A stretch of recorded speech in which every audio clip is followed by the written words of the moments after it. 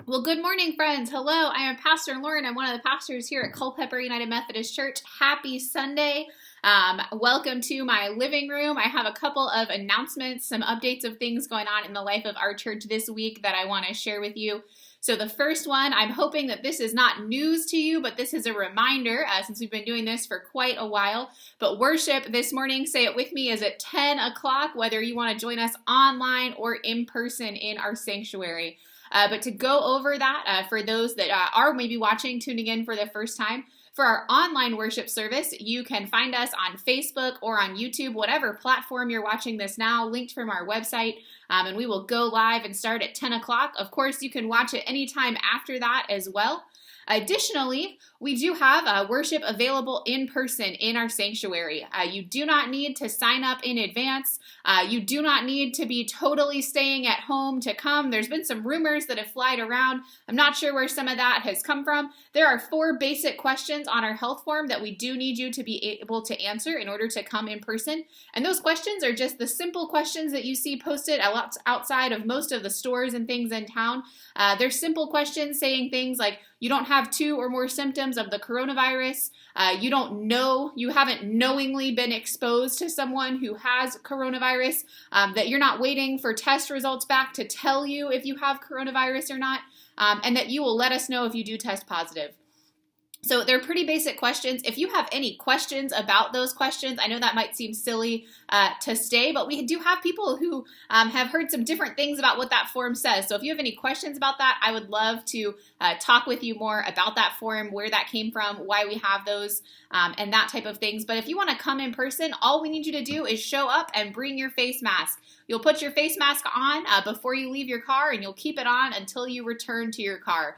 We have some ushers and volunteers, and they'll walk you through the form. You don't have to fill it out in advance, and they'll guide you into our sanctuary, let you know where you can sit, and it's been a pretty safe option for our folks who want to come in person. But we do also know that for lots of reasons, there are folks who it doesn't make sense to come in person, or they're not feeling safe to come in person. And if that's the camp that you find yourself in, we are really grateful that you've chosen to continue to worship online with us anyway.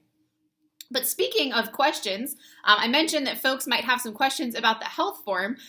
We mentioned last Sunday, starting today at 11:30, we are going to be having a series of Q&A.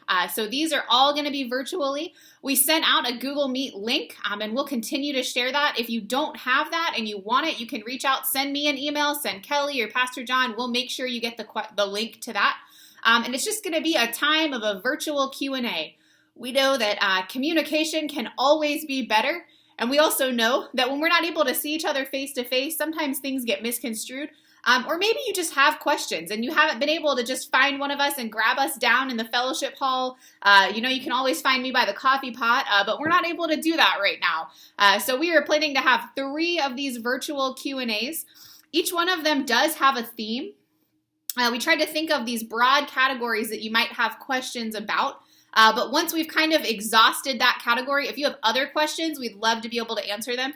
We are going to keep them to an hour apiece because we have 3 scheduled. And if these tend to be something that we get positive feedback on and that you all like and enjoy, we'll continue to do more of them. Perhaps not every week, but perhaps this could be something that we do monthly or quarterly, just to continue to give space for that face-to-face interaction. So today, for the first one, we are going to be talking about missions. And my hope is that on Monday, when you got your copy of the Chimes, when you read it electronically, our monthly newsletter, you took a good look at that front page article. And that front page article talks about some missions that we are doing with the Hub and also with Empowering Culpeper through the USDA feeding program. And it talks about the potential for building a large storage building on our property that would be grant funded through an Empowering Culpeper grant that would benefit and serve both of those ministries.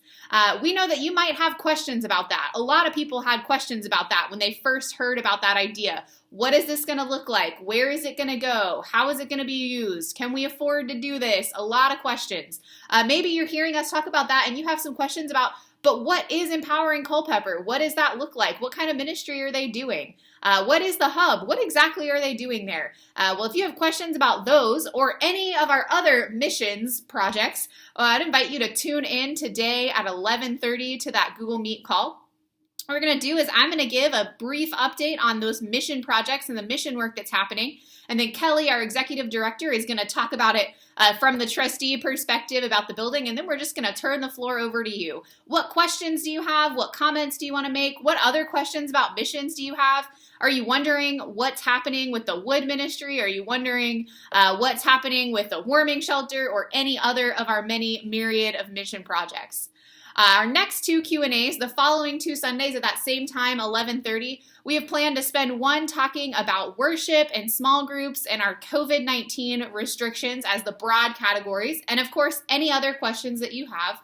And then for our third one, we're planning to talk about finances and our leadership team and decisions that have been made relating to that more business end of it. So again, those were the three categories that we came up with.